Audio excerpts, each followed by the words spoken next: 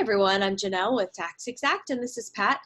And today we're going to give you an overview, a little tour to help you get acclimated to what you're looking at when you log into TaxExact. So Pat, would you mind sharing your screen and giving us a bird's eye view of what we're seeing? Yeah, thank you so much. I appreciate that, Janelle. Yeah, so what I'm going to do is I'm going to share my screen right now, walk you through basically what you should be aware of when you log in. So when you log in, you're going to see the dashboard. We've talked about the features and functionality of this in a separate video that you can find, as well as some of the benefits to this homepage. But I want to walk you through some of the icons over to the right here. All right.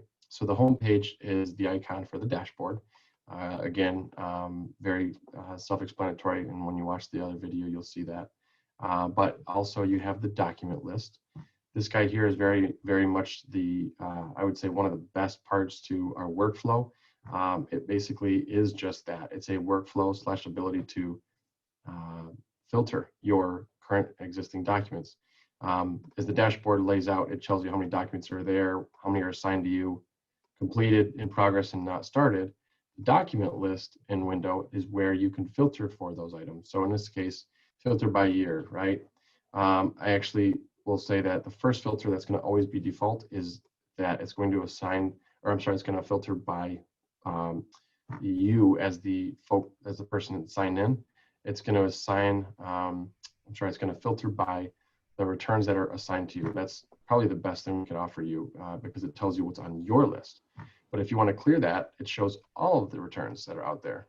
And then you got a little caret down here to turn you to the next page, and you can go to as many pages as needed.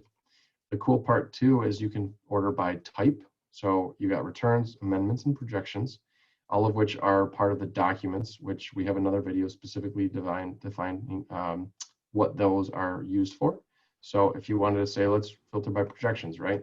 You can filter by team and see who is projections are out there and which ones are complete. So now I can actually filter by status and say which ones are in progress. And it filters by in progress only. And then who is assigned to your specific team member. If it's me, I only have one. So it is really very powerful here. You can also use the last step, which is the concept of the refund or balance due functionality, where it only groups the net refunds of folks that are in your system. That we're going to come back to a different time, where it kind of gives you reason to use that feature as an advisory opportunity. But the last icon is the person icon here. This is where you're going to be able to see your clients and look at them by state, by filing status, and by name. It's always going to filter and start by name. But it'll allow you to say search by the client, push enter, and find how many clients are in that name. And then over to the right here, there's a little ellipses. This feature is very valuable to you in that you can go to edit the client and just kind of make updates accordingly. But in general, that's the icon use. And the last thing I'm going to go through today really quick is up top here. You've got a number of credits, which we're going to go into in another video as to how to buy more credits and how to know about your billing system. But this is the number of credits your team has still available. This is the name of the person that signed in. And right here, pretty self-explanatory stuff like how to sign out. But the main thing I want to touch base on right now is the My Account feature. So when you go to My Account, it's got your name, Pat Roberts, or you could change it to Patrick Roberts, email, your password. If you want to change that, you can actually change that and reset it. And down here, the last thing, which we really love, is the functionality for notifications.